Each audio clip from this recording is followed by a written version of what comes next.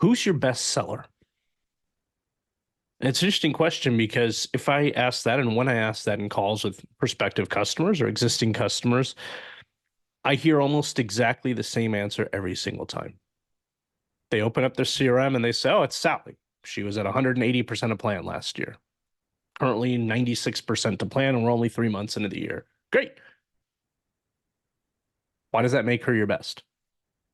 Maybe top performing, maybe highest on the leaderboard, but it doesn't necessarily mean that that person is your best. And here's the huge problem that companies make in the later stages of their fiscal year. For those of us on calendar fiscals, October, November, and December, really, because we're asking ourselves really simple questions, right? Well, where do we need to go next year? Well, we need to grow by 30%.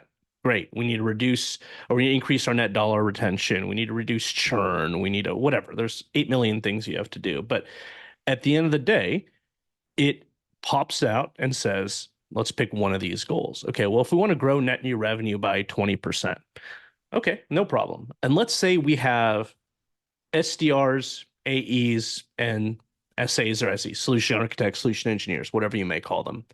We have 3 roles that are responsible for net new revenue, which means we need to take into account these people's ability to do their jobs because what I think not enough companies understand is when we say we need to grow X%, it means whatever we did this prior year, we've got to be better. We've got to do more. We've got to sell more. We've got to be sharper. We've got to raise our ASP. We've got to shorten our sales cycles. All these things go into how we plan for the following year. But the number one thing that customers, an area that customers really struggle with, that companies just out there struggle with, is asking themselves is, can our people actually do this?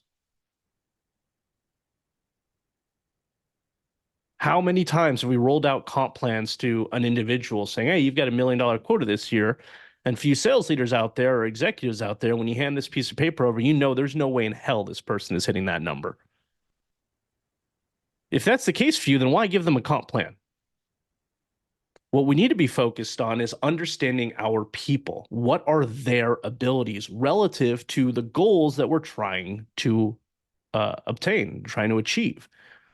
Well, if I have a team that's consistently performing at 70% to plan, and I need that plan to go up by a significant percentage next year, I already know that from what I'm seeing, I don't have the people. That's got to be my first thought. So, okay, well, what's a way for me to understand what the power of my people can actually do, what their current threshold really is? This helps managers and leaders understand how to properly answer the question of how much quota do I over assign? Typically, it's 20 to 30%. Well, how do you know that number's right? It's a guess. I see it all over the place. Ask any of your communities. You'll hear basically the same number, 20% to 30%. There's no logic in that. It's just somebody used it once at their company, and that's kind of what it means, or what people use now.